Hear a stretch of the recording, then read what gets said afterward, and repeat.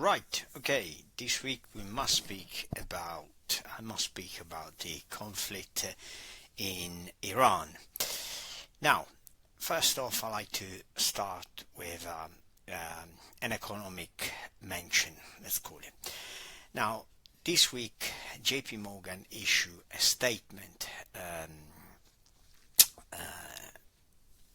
explaining how if the Strait of Hormuz still is closed in 25 days, that could seriously alter the production of oil and oil output, um, which means that since the Strait of Hormuz, about a fifth of the global oil production goes through that strait on a daily basis, if that gets altered, serious consequences, serious economic and potentially social consequences that could be generated. So 25 days, and we're already probably I think day 7 or day 8 or something.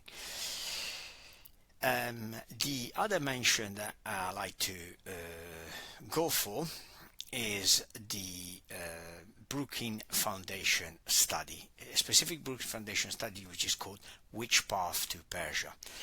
Which Path to Persia was a study published in July 2009. Now, first off, the authors make a funny mention, if I may say so.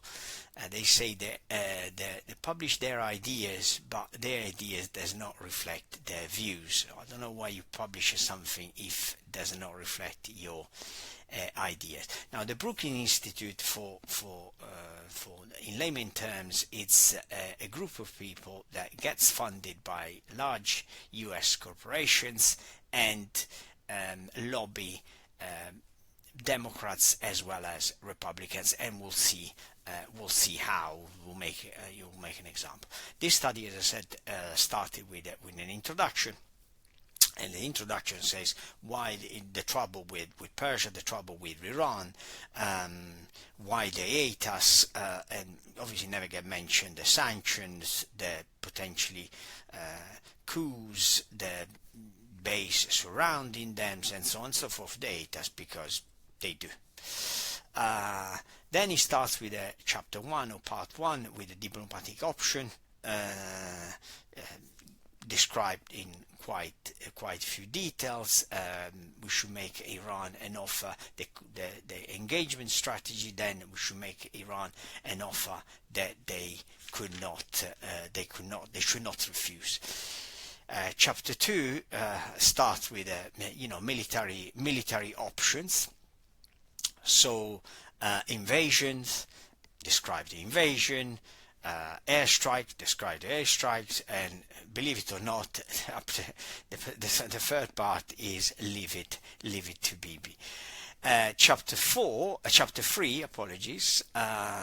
It starts with the insurgency or potentially velvet revolution or a potential coup. Now, in this particular chapter needs to be related to what happened back in 2012 under the Obama administration. Specifically, Hillary Clinton was the Secretary of State.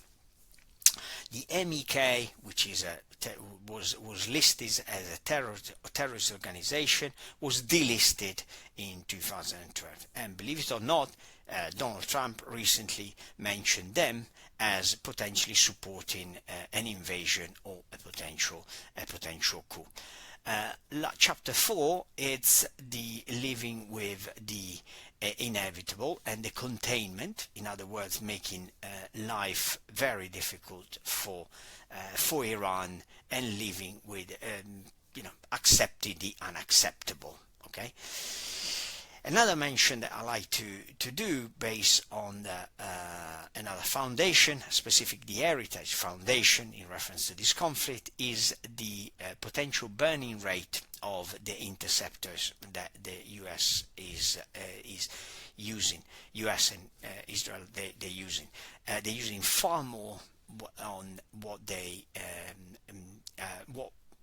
the US is capable of producing. And the last mention in this particular conflict is a potential kill switch come from China.